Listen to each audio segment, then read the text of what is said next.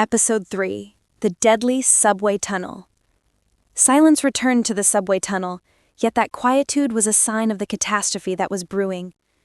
Marcus stood motionless on the cold railway tracks, his hands still clutching the handle of the hunting knife plunged deep into the skull of the rat leader, which had just been quietly slain.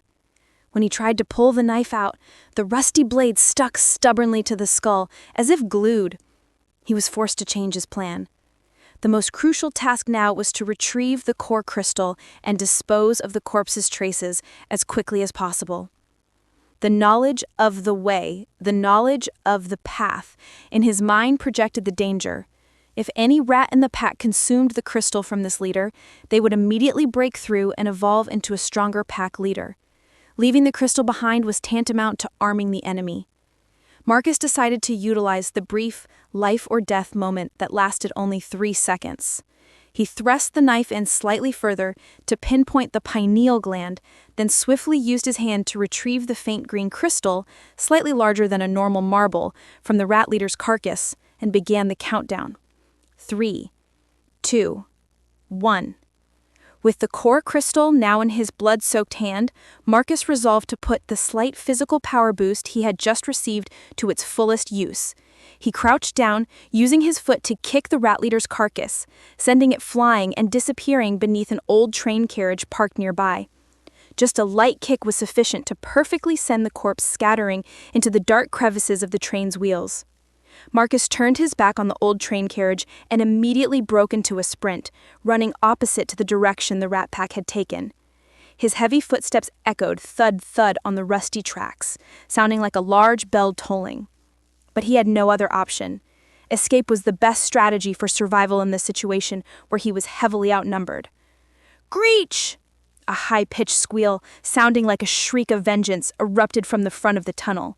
The pack of shadow rats that had passed by were rapidly turning back.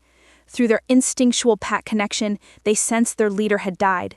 They were coming to mete out punishment to the one who had slain their alpha, and most importantly, to fight for the leader's crystal to become the next alpha.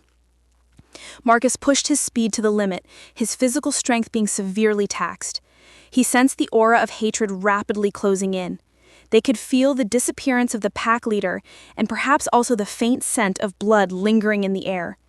He ran past 3 or 4 concrete pillars. As his intermittently flashing flashlight swept the area, his eyes caught sight of the entrance to a secret storage room that had been sealed shut with cement. His knowledge from the will had never indicated this location.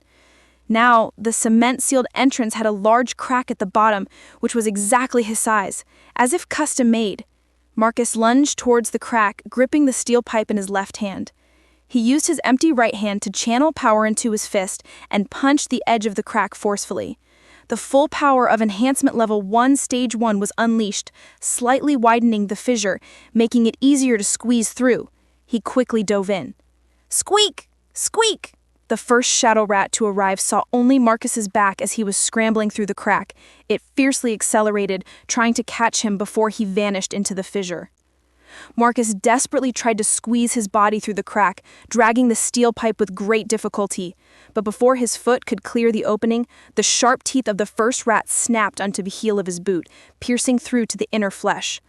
Marcus felt an intense pain surge through the thick boot leather. He quickly used his other foot to kick the rat away, and instantly swallowed the prepared medicine. The stimulant from the spirit-refining medicine enabled him to better withstand the pain. "Hold on," a faint voice escaped from his tightly clenched jaw. He finally slipped successfully into the narrow storage room. He used the broken steel door as a barrier to block the opening he came through. "Squeak! Squeak!" The angry cries of dozens of rats roared outside. Many attempted to relentlessly gnaw at the cement edges with their teeth to force an opening. Marcus gasped for air. He had narrowly escaped danger. The confrontation with the rat leader had cost him his hunting knife, yet he had secured a Level 1 Stage 9 monster crystal. His only remaining weapon was the steel pipe. Most importantly, his planned journey had been interrupted from the very start. He picked up his flashlight and turned it on to survey the narrow storage room. It was filled with dust and the musty smell of decaying materials. The flashlight beam swept the area, revealing only piles of junk. Suddenly, his eyes were drawn to something shimmering on an old, rusty metal table. He quickly walked over to examine it. It was a small, tightly sealed metal box. It looked too new to be something abandoned in the subway tunnel for years. Even his knowledge from the future had no details about this item or this secret room. Marcus cautiously walked around and inspected it. The box had a familiar symbol meticulously engraved on it. PT, Site R7. PT? Could it mean pineal tech? Marcus pondered if this metal box might be directly connected to Sarah.